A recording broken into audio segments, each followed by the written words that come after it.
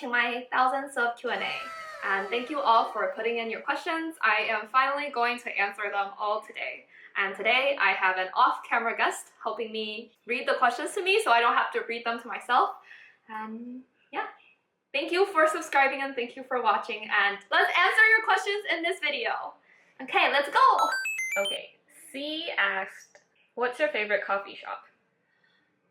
In life, I'm a pretty basic person and I like to go for the places that you can't go wrong. So like Blue Bottle, Arabica, those are pretty good places to go. And then me and my off-camera guests like to go to coffee shops a lot to read or just do work, and we bring our laptops.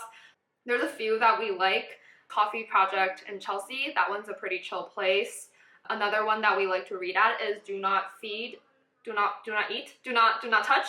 Feed. Do not Feed. Do not something alligators. They have really nice hojicha lattes there. It's kind of expensive, but the vibes are pretty chill. And it's a no laptop space, so it's a nice place to just go and read or just talk with friends and nice place to hang out. Devotion's a pretty good one in New York too. The Lost Draft. Oh, Lost Draft. Lost Draft is good. I like their strawberry latte and their decor is really nice. Space is really chill. Yeah, if you're in New York, feel free to check those out. Okay, another C asked, your favorite bagel in New York? Brooklyn Bagel's good. My off-camera friend recommends their Blueberry bagel with blueberry cream cheese. A lot of blueberry, but very good. Also, I eat Murray and Zucker's a lot because it's served at the office.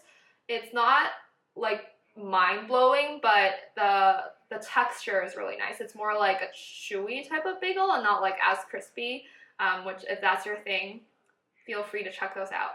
Third C asked, what's your favorite ice cream shop in New York?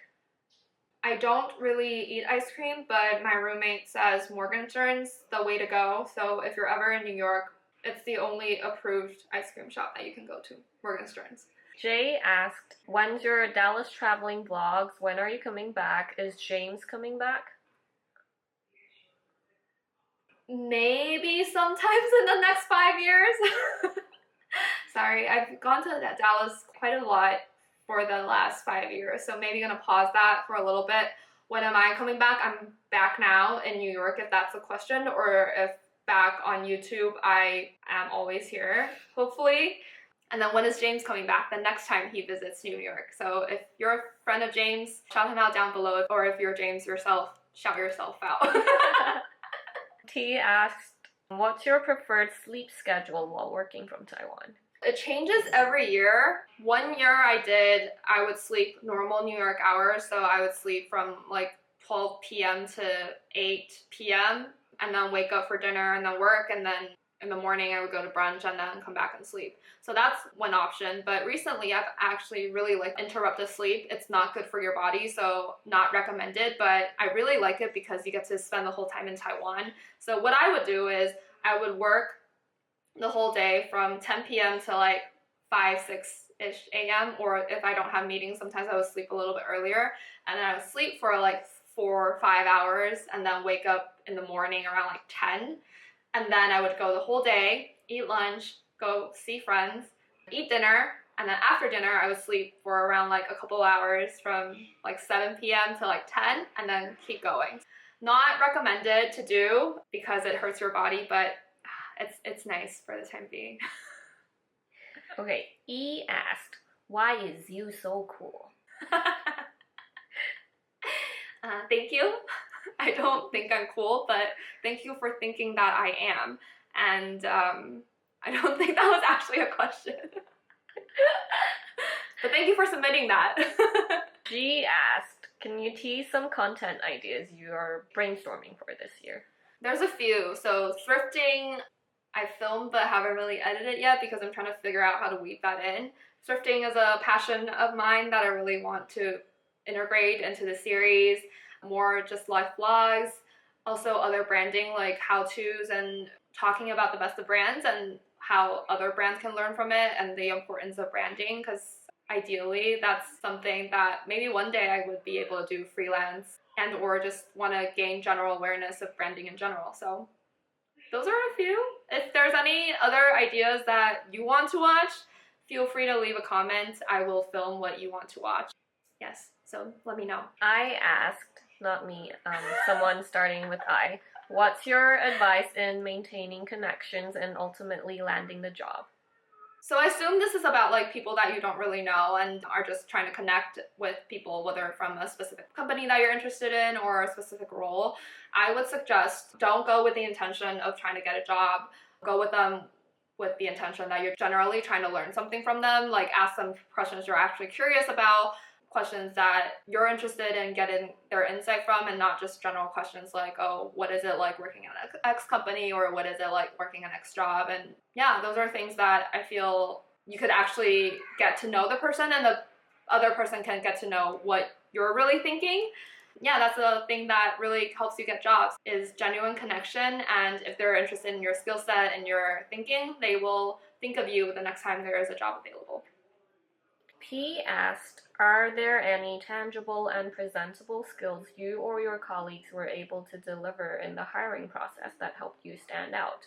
In the hiring process, I think it's different from like other jobs like software engineering or analytics or things that require really tangible hard skills. Jobs in agencies or branding is kind of hard. It's usually highlighting soft skills like communications or research, and it's hard to prove that.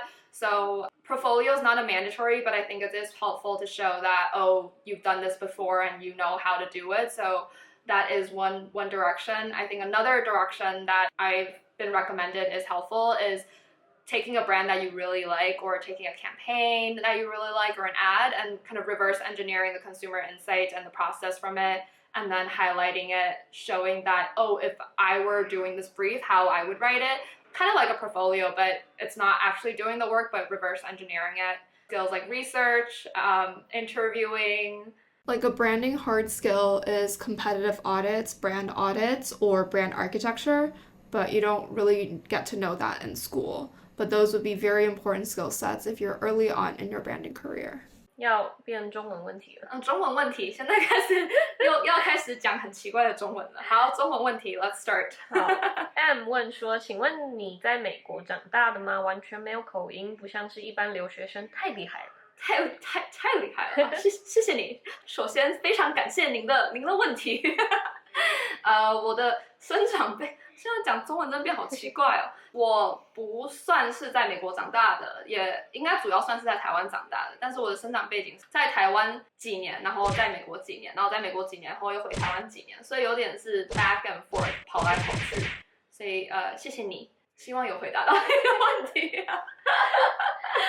好 ，C 问，想请问你学士与研究所时学的内容相关性高吗？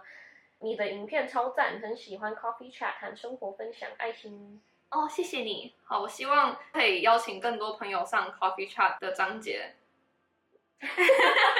要上吗 ？Someday。也谢谢你支持影片，我会继续拍下去的。我学是资管系的，然后研究所读叫 Integrated Marketing Communication， 所以其实没有完全的相关，但是因为资管系就是资讯跟管理，所以我当时其实在大学的时候修了蛮多偏管理的、偏行销的课，后来就觉得对行销比较有兴趣，所以算是选择性的稍微有点相关，但是很多像可能资料库啊、database 啊、程式管理，现在都是完全不相干的。虽然我们的研究所还是有些这些课啦，只是我后来就没修了，所以相关性算是可能50%，只是我自行选择远离，让它不相关。I 问去西北读书前跟毕业后对于行销的看法是否不同？波浪问号。Also, thank you for sharing all the things about you. 爱心。哦，好多爱心，谢谢你的收看。我觉得读书前跟读书后对行销的认知广了很多啊。以前就是大概对行销的认知比较多是广告取向的，在读完研究所后发现其实行销很广，就从像我现在最初做的 branding， 然后 branding 做完以后，还有可能你要如何让它去 activate 可能一些 advertising 啊，然后你在内部的公司管理可能也需要一些 strategic 的 communication， 这些都算行销的一部分。然后直到后端这个 campaign 出去，或是你这个产品 launch 了以后，那你需要一些分析，其实这些都是行销的一环，它是一环接着一环的。那当初可能对行销的认知其实都是比较片面的，但是读完研究所以后，其实了解到处都是行销，然后行销碰到的地方其实很多。像我们现在大家做东西也都不一样，但是其实也都是行销的一环，大概是这样子，就拓展自己的对行销的认知与视野。好 ，V 问。纽约生活很贵吗？很贵，很贵，真的很贵，很贵啦。就是大概可以跟大家讲一下租金啊，可能就是你在曼哈顿岛上的 studio， 就是没有隔间、隔客厅跟房间的这种房子，可能要3000多起跳。然后在岛边缘的，可能像 Jersey 啊，或是我们叫 LIC、Long Island City 或是 Brooklyn， 可能也都是要3000以上，都要3000了。哦，对，最近其实纽约房租涨很多，有室友2房1厅这样子去分，大概也都是租金要2600、2700以上。然后如果自己要自己住那种1房1厅，甚至可能要4、5千更多这样子。所以其实纽约其实蛮常见的一个形态是，大家会一起租个可能2房的房间，然后把客厅隔间隔出去，就等于是2房住3个人。这样子去平分租金，或是1房1厅，然后把那个厅隔成一个房间，这样子去出租，特别的纽约形态。住很贵，玩也很贵，像我们出去一趟，单趟2.9块的地铁，然后吃饭可能吃的比较不错的话，一餐80、90块就没了，所以很常看到那种 meme， 一踏出门就100块就没了，然后你又不小心乱走一步，100块又没了。在纽约其实真的生活就是这样子，很贵。一提问：如果你明天就要离开纽约，有没有什么你会后悔还没做或体验到的事情？好难哦。但我觉得现在第一个想到的就是没有在中央公园野餐。野餐是我蛮喜欢的一个活动嘛，然后在纽约还没有真正体验到，就是在中央公园啊，或者在可能 Dumbo， 然后就坐在那边跟朋友聊天，吃自己做的东西，喝酒，在那边 chill 听音乐，感觉就很爽。好，这个 let's plan for it 好 ，Go。好，第一问，请问大家纽约的食物市场不是自己煮的话会吃什么？其实什么都可以吃纽约的 range 很便宜到很贵的都有。很便宜，可能一餐10块左右。好了，在台湾也不算便宜，但是10块左右到一餐可能400、500块的东西都有。当然不会很常吃这种很贵的餐厅。但是纽约特别的是什么样的人都有，所以就是很多不同的 culture 的食物，像纽约的韩式很好吃，或者纽约的泰式也还不错。纽约的台式不好吃，不要吃台式，台式自己煮就好了。还或是像墨西哥菜啊 tacos 那些都蛮喜欢的。我们在纽约的兴趣之一就是去试试看吃新的餐厅，试试看不同没吃过的味道。蛮花钱的。A 提问：纽约假日夜晚的娱乐有什么？除了去酒吧、夜店这种，有什么值得分享的吗 ？Jazz bar 算酒吧，应该算吧。Jazz bar 还不错，我们蛮喜欢去 Jazz bar 的。晚上还有什么？其实蛮多人喜欢去公园秀的，像 Washington Square Park， 其实晚上也很多人就在那边聊天啊、听音乐、唱歌、跳舞。晚上还能干嘛？我蛮宅的，我有时候晚上就在家里躺着，就吃完晚饭就是我要回家躺着，或是我要回家剪片。还有什么？那个那种 Broadway show 对，看百老汇啊，或是去看那个芭蕾，或是去看 opera， 对，一些文艺的东西在纽约都很常见，不用等到他们巡回，就每天这里都有，所以有时候会好好的把握机会去体验。还有很多演唱会。对，演唱会，纽约演唱会真的很多，纽约真的文艺气息的东西很多。当然，有时候晚上还会有很多什么可能 gallery opening， 当然这是我没去过的我们之后来去看。好，要切换到 work 相关提问，品牌策略一定要从实习做起吗？没有，但是比较简单。从 internship 开始做起的话，升的会比较快。其实大家的背景都不一样，像是我的同事，有些是可能 design 出身的，有些是读 political science、marketing 出身的，其实还反而比较少，或是很多其实可能是读 literature 或 English 出身的，但这种都是他们先去做过其他东西，后来转来 branding， 所以通常转来的时候会有一个停滞期，比较没办法升那么快。其实如果你有喜欢的话，建议你这样子去探索，其实对于工作上会能提供的 value 会高很多，因为你跟其他本来就是在做这个东西的人体验过的东西不一样。V 说拜托分享面试技巧，这个之后再拍一集。面试技巧，我其实兴趣之一是面试跟找工作，所以我之后再拍一集找工作的我的心态跟面试的心态好了。J 问最烦的客户有多烦？多烦哦！有些真的很烦。最累的其实不是烦，因为在 branding 遇到的客户其实不是那种可能像一些 advertising 或是 campaign driven 的 agency 会有那种客户突然打电话给你说这东西要改，这东西要那个，因为我们做的东西都很长期，所以不太会有那种突然烦你的。但是有些客户就是会一直反反复复，一下这个 OK， 一下又不行，或是一下说了 OK， 然后遇到他老板要 present 的时候，他就把你直接丢在那个公车下面，说哦对啊，我也觉得这个不行。所以我觉得烦的话可能是这样子啊，就是没有骨气的客户，只是为了迎合老板的那种客户啦。但是我觉得这个在哪里都会遇到，在各种产业都会遇到。一下同事这个 OK， 然后遇到老板说不行，他也就是墙头草这样子，大概是这种烦法吧。我们还多了一个特别来宾。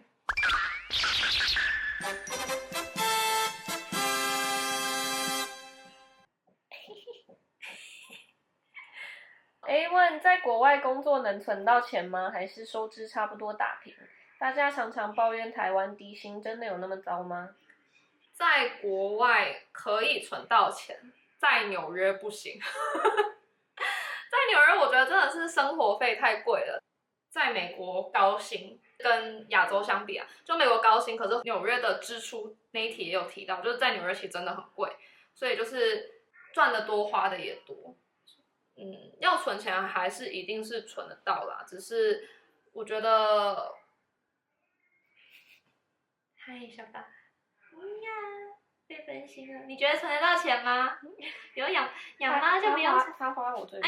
哎呦，他生气了，他说我才没有花钱。就总而言之啊，就是在美国赚得多，但是花的也会比较多。当然还是会存得到钱，就是看大家自己的 budget 是如何。假如说少吃一点或者少玩一点，少买一点东西，当然是一定是存得到钱的啦。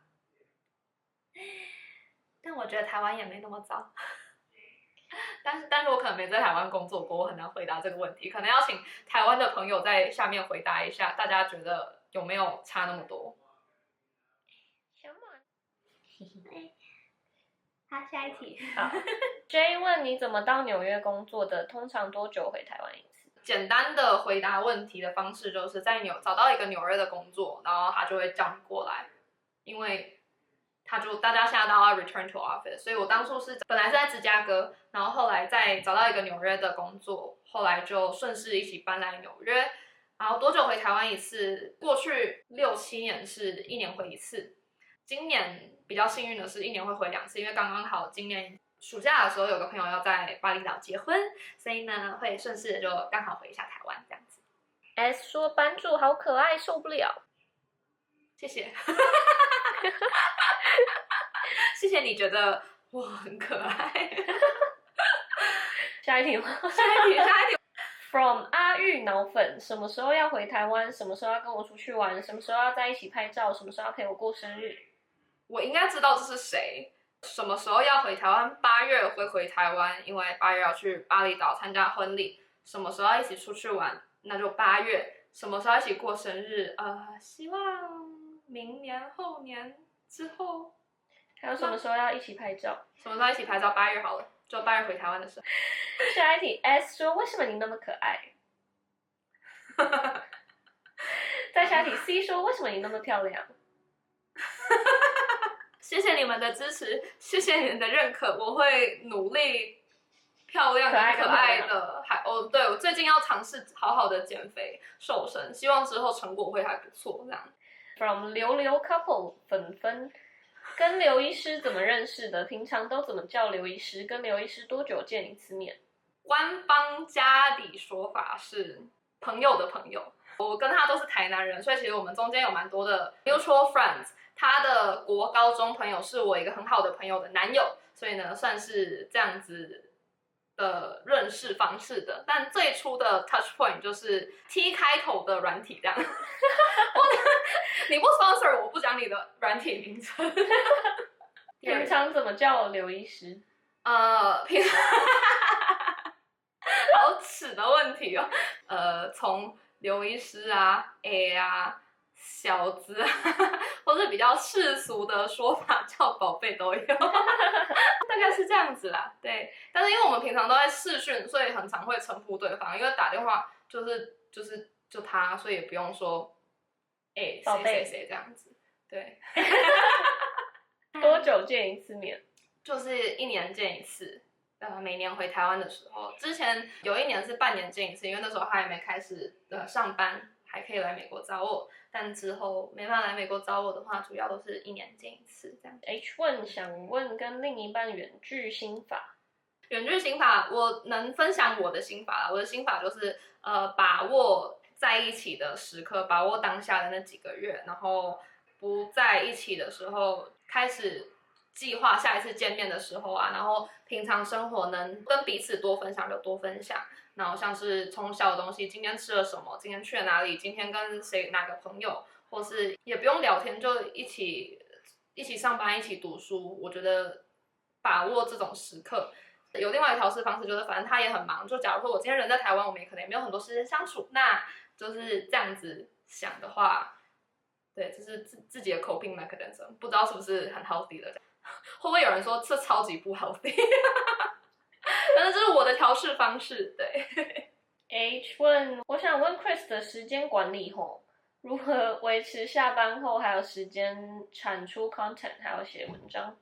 时间管理后，好可爱，有点像是刚刚那个远距心法吧，就是把握每一分每一秒。上班的时候就认真上，然后滑手机的时候就认真滑，然后在下班的时候，如果跟朋友出去就好好把握那些时间，然后剩下的时间就回家剪剪片，然后又或是把握零碎的时间，像是在地铁的上面的时候就可以想说，哦，那有哪些影片的想法就 take note， 这样子去规划跟把握时间。B 问怎么有体力工作还那么认真经营 YouTube？没有体力。有时候那个影片比较少产出，就是上班比较忙的时候，但是把握每一分每一秒啦。像是上厕所的时候嘛，或洗澡的时候也可以想说影片要怎么样剪啊，然后之后再剪的时候就会剪得比较顺，大概是这样子吧。好好规划时间，跟好好利用零碎的时间去想影片跟剪影片这样子。A 问什么时候回来 ？Joking。B 问什么时候回台湾？8月会回去参加婚礼。那什么时候要真的回台湾呢？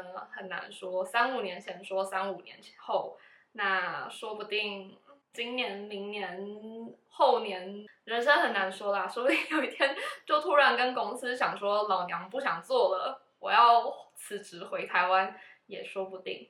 发现这最后一题了吧？要开始沉重了吗？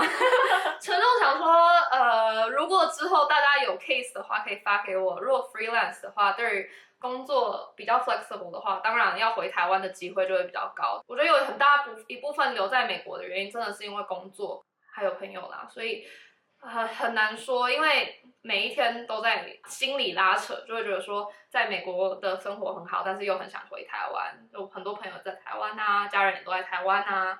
等等的，好难哦。如果有发案给我的话，可能会比较早回台湾吧，或是早一点有赞助商可以赞助这个频道，或是多多看我的影片，让这个 channel 可以更 monetize 的话，就会多一点可以回台湾的 channel 吧。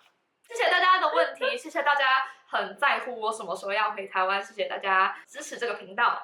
看到这里的大家，非常感谢你们，也非常感谢我的境外的朋友陪我一起录影片。那假如说你喜欢这个影片的话，请按赞、订阅、分享，还有观看，开启小铃铛，谢谢你们。我们之后再见。就这样，拜拜。